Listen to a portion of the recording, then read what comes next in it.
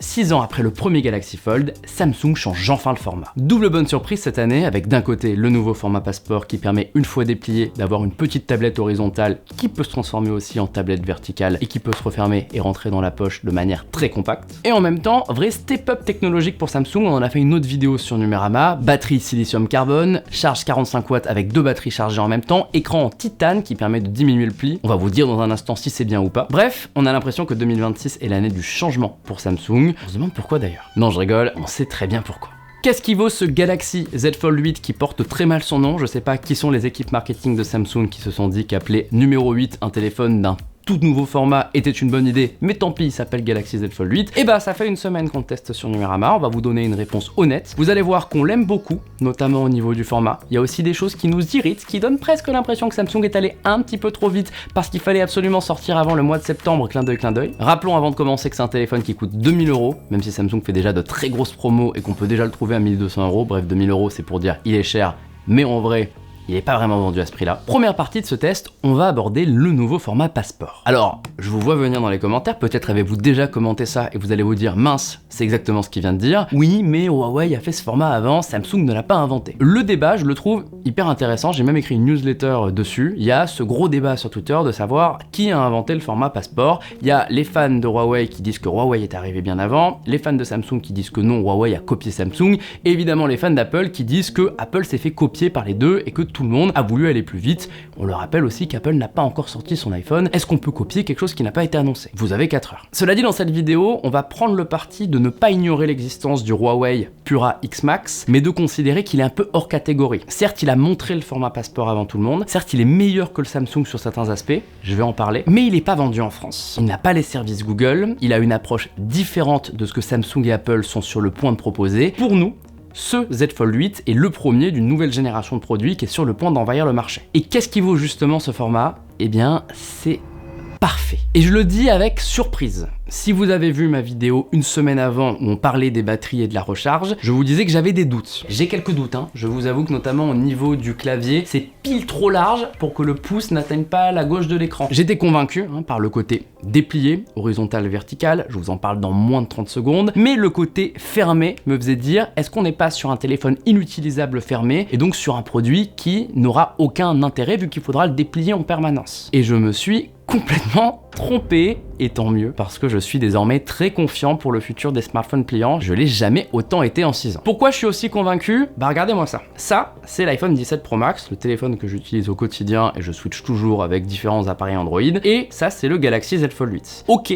il est un petit peu plus large, mais c'est léger. Et surtout le fait qu'il soit aussi agréable à tenir, c'est 199 grammes versus quasiment 240 grammes, ça fait la différence, c'est super agréable, le fait qu'il n'y ait rien en haut fait qu'il ne penche pas, qu'on peut le tenir facilement à 2 doigts, et je me suis pris au goût, notamment dans la rue, avec le GPS sur l'écran, à utiliser ce format plié, et c'est vraiment un vrai petit kiff. Le truc qui m'inquiétait aussi, c'était de taper des messages avec ce téléphone, parce que qui dit plus large, dit utilisation à une main plus dure. En fait, je me suis rendu compte que dans mon usage, et que contrairement à ce que je pensais, j'utilisais déjà beaucoup les 2 mains pour taper au clavier, et j'ai regardé un petit peu dans les transports en commun comment les gens faisaient. En fait, la majorité des gens ont déjà basculé sur les 2 mains. Il reste des réfractaires, il reste des gens qui veulent absolument taper à une main, parce qu'ils font toujours autre chose en même temps, et bien pour eux, le produit ne va sans doute pas être adapté. Mais pour la plupart des usages, ce petit écran est très agréable, suffisant pour faire plein de choses, c'est une vraie réussite, et ça a un côté aussi effet de mode, effet de nouveauté. J'ai rarement été aussi arrêté par des gens dans la rue, par des gens dans des couloirs qui me disent oh, c'est quoi ton téléphone, c'est quoi ce format, pour leur faire le petit démo complet. En plus on le déplie, donc à chaque fois ils sont impressionnés. Samsung a réussi son coup pour une raison, le Z Fold 8 attire les regards, et pas tous les téléphones font ça. Il y a peut-être le premier Z Flip qui avait eu un effet similaire, et encore les gens n'étaient pas forcément convaincus. Là j'ai quasiment 95% de gens qui disent ah c'est super, et souvent d'ailleurs une même phrase qui revient, c'est dommage parce que moi je suis chez Apple, et bah ça tombe bien hein, le hasard. D'ailleurs petit secret, j'ai une double vie en plus de Numérama, je fais aussi des chroniques sur Télématin sur France 2 de temps en temps, j'ai présenté ce téléphone, et je peux vous dire qu'à la fin de la chronique,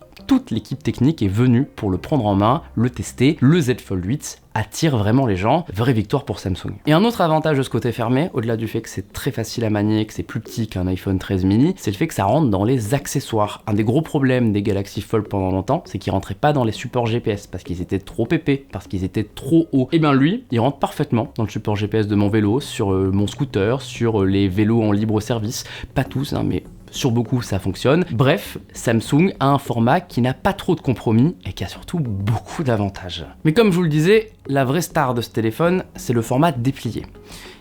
Et pas celui-là. C'est vrai que ce format, à première vue, c'est cool, parce que ça permet d'avoir un usage vidéo qu'on n'a jamais vraiment eu sur les téléphones dans ce format-là. Il y avait déjà eu des trucs un peu similaires à une époque, avec Oppo, notamment le Find N2, qui était un petit peu format passeport, mais qui était surtout beaucoup plus grand, donc il avait un ratio d'écran comparable, mais c'était pas aussi petit. Mais jamais un téléphone pliant a autant joué la carte du 3 en 1. Regardez, on a vu le format passeport, là on a le format horizontal, mais le vrai format banger, c'est lui. Ça, c'est 8 pouces, c'est la superficie d'un iPad mini, c'est absolument agréable dans la rue de se balader avec ça, d'avoir ce grand écran, d'avoir ses applications, d'avoir Twitter, Instagram et de faire défiler tout ça sur un écran vraiment grand, vraiment confortable et vraiment fin. C'est un retour du format 4 tiers qu'on n'attendait pas sur un téléphone, mais qui est très agréable. Et évidemment, quand on veut regarder une vidéo, on le tourne comme ça, et on a quand même un écran qui est très intéressant. C'est pas beaucoup plus grand que ce qu'on a sur un Fold 7 ou sur les modèles précédents. La seule différence, c'est que le Fold 7 n'offre pas d'affichage vertical. Malgré tout, il y a quelques défauts, notamment le capteur d'empreinte sur le côté. On le sait, il n'y a pas vraiment d'autres alternatives sur les téléphones pliants pour une raison simple.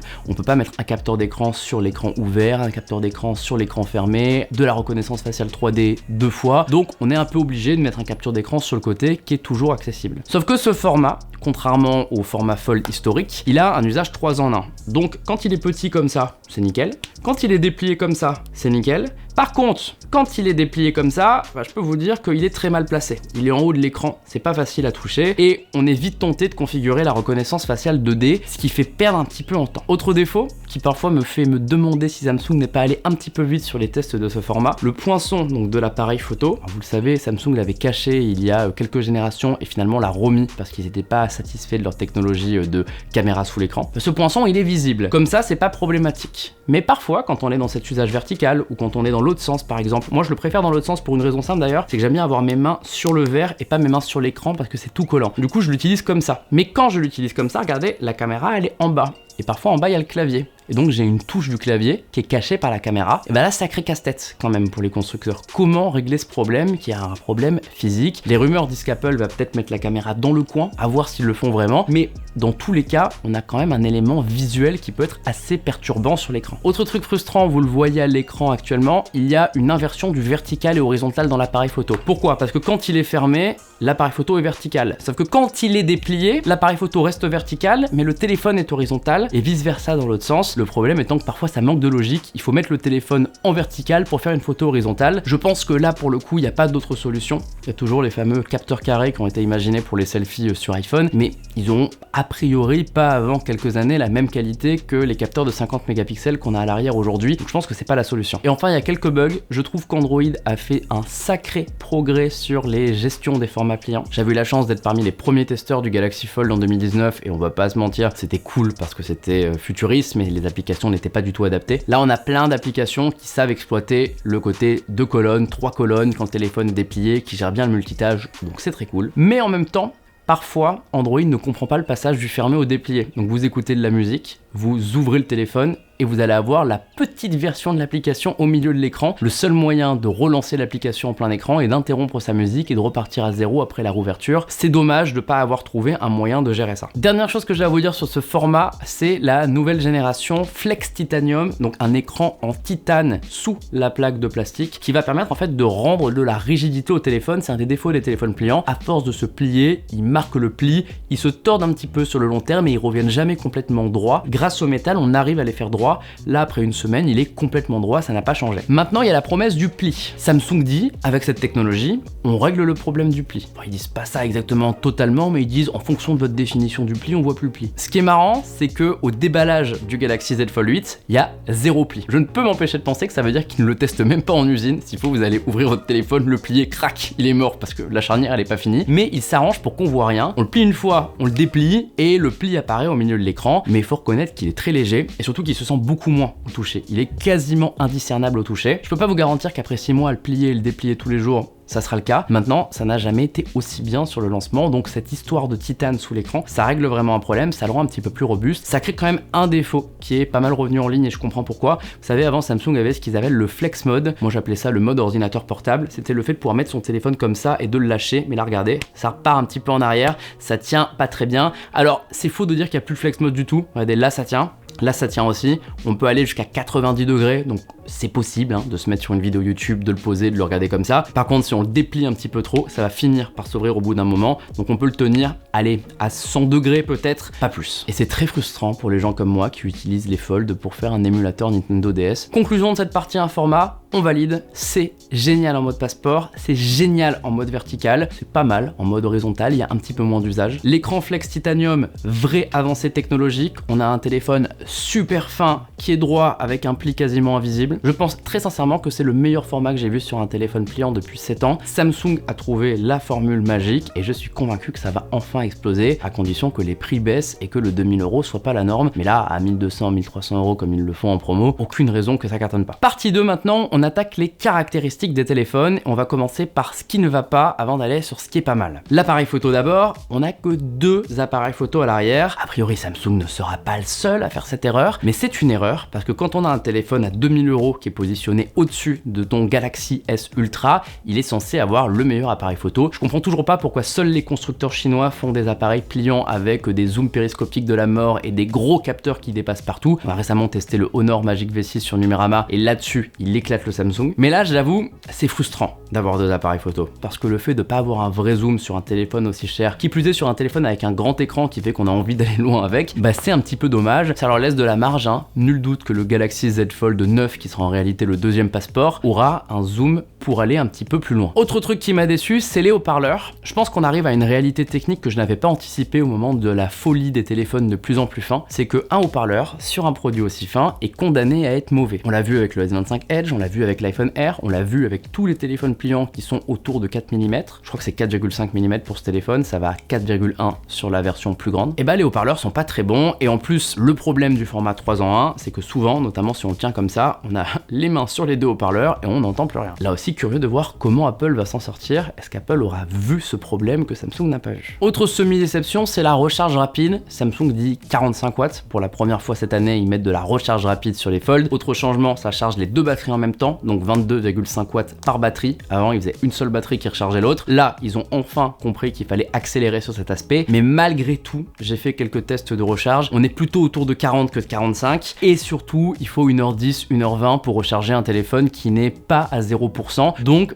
la recharge n'est pas aussi rapide que chez les Chinois, encore une large avance de Honor par exemple. Cela dit, l'aspect positif, c'est que sur la batterie, c'est du solide. Alors oui, si on compare aux 6600 mAh du Honor avec beaucoup plus de silicium carbone que chez Samsung, les 4800 du Z Fold 8, c'est pas beaucoup. Mais dans les faits, pour la première fois, Samsung met du silicium carbone, donc Samsung fait enfin l'effort de reconnaître qu'il y a une évolution sur les batteries. Je sais pas quelle part, j'imagine que c'est entre 5 et 10%, mais en tout cas c'est déjà pas mal. L'ancien Fold qui était plus grand, il était à 4400. Et une des conséquences de tout ça, c'est que le téléphone est fin, qu'il est léger, mais que globalement, il n'y a pas une journée où j'étais pas autour de 30-40% à la fin de la journée. Bref, autonomie qui tient la route, notamment en GPS sur le vélo, 30-40 minutes allumé sur Google Maps, il perd que 2 ou 3%, donc c'est vraiment bien optimisé. Là-dessus, je suis très content de voir enfin Samsung innover sur les batteries, et je suis très curieux de voir ce que va faire le concurrent en septembre. Le reste, pas grand chose à dire, processeur Snapdragon 8 Elite Gen 5, c'est ce qu'on attend à ce niveau de prix, 12 ou 16 Go de RAM, c'est ce qu'on attend à ce niveau de prix, écran très lumineux, c'est ce qu'on attend à ce niveau de prix, bonne qualité de fabrication, c'est ce qu'on attend à ce niveau de prix, et téléphone qui tient pas droit quand il est posé sur une table parce que personne n'a testé son comportement, c'est pas ce qu'on attend à ce niveau de prix. Malgré tout, et je vais achever la partie 2 là-dessus, chapeau Samsung, ça fait quelques années qu'on se plaint de vous voir ne pas innover sur les pliants pendant que la Chine est en train de vous rattraper, et là cette année, on sent que vous avez mis tout ce que vous pouviez mettre. Et on arrive à la 3e et dernière partie, le concurrent. Ce que j'ai là, c'est une maquette 3D de l'iPhone Fold qui est basée sur les rumeurs qui circulent depuis 1 an et demi. Les dimensions exactes ont fuité il y a 1 an et demi. Certains diront donc que Samsung a complètement copié Apple. Peut-être qu'ils ont raison, peut-être qu'ils n'ont pas raison. En réalité, on s'en fout. La réalité, c'est que les dimensions vont être quasiment les mêmes et qu'en septembre, Apple devrait dévoiler un iPhone pliant. Et je vous conseille de vous abonner sur Numérama si vous voulez pas rater une éventuelle prise en main exclusive. Bon, je vais pas faire 10 minutes à poser la question, est-ce que Samsung a copié Apple? Est-ce que Apple a copié Samsung? Est-ce que finalement Huawei Huawei a eu raison avant tout le monde. Il y a des réalités dans l'industrie des nouvelles technologies, c'est que les infos elles circulent, que quand un concurrent fait quelque chose, on bosse dessus pour faire la même chose, que potentiellement c'est Samsung Display qui a démarché Apple avec ses formats et qu'Apple a dit bah oui c'est un super format et que Samsung s'est dit après ah bah oui c'est vrai que le format qu'on leur a proposé il est mieux que le nôtre. Il y a plein de possibilités. Maintenant c'est certainement pas une coïncidence si début août Samsung sort un téléphone qui a les dimensions exactes de celui que son plus grand concurrent va lancer en septembre. Et c'est pas non plus un hasard si au lieu de s'aligner sur Huawei qui a une très grosse batterie, 3 appareils photo, etc., Samsung reproduit à l'identique les rumeurs sur Apple avec seulement 2 appareils photo, avec une batterie de dimensions comparables, etc. Sachez-le, Samsung dans son histoire ne s'est jamais intéressé à ce que font les Chinois, ils se sont toujours intéressés à Apple parce que leur concurrent direct en Corée, aux États-Unis, en Europe, c'est Apple. Et du coup la question c'est est-ce que 2026 c'est la bonne année pour les pliants? Et moi je pense que j'ai la réponse, oui. Je suis pas le seul à le dire, hein. Tous les analystes sur les ventes de smartphones pliants s'attendent à un bond de 20% d'ici la fin d'année, en partie drivé par Apple, et depuis que le Fold 8 a été sorti et que les analystes ont pu l'essayer, ils pensent même que ça sera encore plus parce que le format est à la hauteur des espérances. Ce qui est certain et qui forcément fait un petit peu mal au cœur à Samsung, c'est qu'Apple va en vendre plus. Parce que Samsung est le numéro 1 mondial du smartphone sur beaucoup de catégories, mais sur le très haut de gamme, au-dessus de 800 €, Apple a toujours été loin devant, et les gens prêts à mettre plus de 2000 € pour un téléphone, ils vont acheter l'iPhone, moins le Galaxy Z Fold 8. Ce qui est certain aussi, c'est que ça va avoir un effet ricochet sur toute l'industrie. Si l'iPhone cartonne, les autres marques vont lancer des produits potentiellement moins chers, potentiellement avec un zoom, potentiellement avec plus de batterie, vont peut-être corriger les défauts qu'il y aura chez Apple, les défauts qu'il y a chez Samsung, et il y aura plein d'offres, le format passeport va s'imposer, Samsung pourra lui-même briller avec son Z Fold 8. D'ailleurs, d'après nos informations sur Numérama, les ventes du Z Fold 8 au démarrage sont excellentes, au-dessus des attentes. Samsung est très content de ce qui se passe. La grosse question que je me pose maintenant, c'est est-ce qu'Apple peut faire quelque chose de plus? Et là-dessus, je vous avoue que je ne sais pas. J'ai tendance à dire qu'Apple ne va pas faire les petites erreurs de Samsung sur le haut-parleur, sur l'appareil photo, sur le fait qu'il bascule un petit peu dans tous les sens, parce qu'il y a des précédents. Si on regarde le Galaxy S25 Edge et l'iPhone Air, Samsung a fait le S25 Edge trop vite pour arriver avant Apple et a abandonné très rapidement parce que le format s'est pas imposé, alors qu'Apple y croit plus, et même si les gens disent que c'est un flop, en réalité dans les ventes, il y a beaucoup de marques qui aimeraient avoir un flop comme ça. Moi ce que je veux savoir, c'est est-ce qu'Apple va réussir à réinventer cette catégorie avec quelque chose de nouveau, quelque chose auquel personne n'a pensé, ou est-ce qu'à la fin, Apple va juste sortir le Galaxy Z Fold 8 sous iOS. Autant vous dire que ça sera un feuilleton à suivre à la rentrée sur Numérama. Je sens que la fin d'année va être une fin d'année très pliante, très pliable, dites-le comme vous voulez. La catégorie est en train de renaître de ses cendres. On a enfin trouvé le format cool, le format qui attire les gens et le format qui apporte des avantages sans avoir trop d'inconvénients. Fini le format télécommande, on a un truc différent quand il est fermé, un truc compact, et en même temps on peut avoir le plus grand téléphone du marché. Bref, c'est banger. Parmi les questions qu'il va falloir voir, c'est est-ce qu'Apple fait du silicium carbone? Est-ce qu'Apple a une meilleure technologie que le titane pour avoir un écran plat et pour éliminer le pli, ou est-ce que ça sera moins bien que Samsung? Est-ce qu'Apple sur le logiciel va mettre une claque à tout l'écosystème Android avec un truc auquel personne n'a pensé? Vous l'avez compris, j'ai très hâte de tester l'iPhone Fold. La bonne nouvelle est qu'il n'y a pas qu'Apple dans la vie. Je sais que certains vont pas être contents qu'on parle autant d'Apple dans une vidéo dédiée à un téléphone Samsung. Promis, on parlera aussi de Samsung dans le test de l'iPhone Fold. Mais c'est aussi la réalité. Dans cette vidéo, on n'a pas juste testé le Galaxy Z Fold 8, on essaye d'avoir un recul plus global sur l'industrie du téléphone pliant, et la dynamique de septembre, ça va être cette guerre Samsung-Apple, sans oublier tous les Chinois qui vont arriver. Bref, si vous le pouvez, allez essayer le Galaxy Z Fold 8 en magasin. Je vous promets qu'il ne vous laissera pas indifférent. Alors peut-être que vous détesterez, mais je pense que la majorité d'entre vous vont aimer. Le format est cool, le produit est cool, il a quelques défauts qui font que si vous n'avez pas envie de lâcher 2000 € maintenant, ne le faites pas, attendez le modèle de l'année prochaine qui va corriger des défauts. Si vous préférez l'iPhone, évidemment attendez l'iPhone en septembre, on verra si la première génération est bonne ou s'il faut attendre la deuxième. Mais dans tous les cas, j'ai une bonne nouvelle, si vous avez attendu pendant 7 ans pour acheter un téléphone pliant, ce format passeport il est validé, il est bon et vous pouvez foncer sur le Z Fold 8.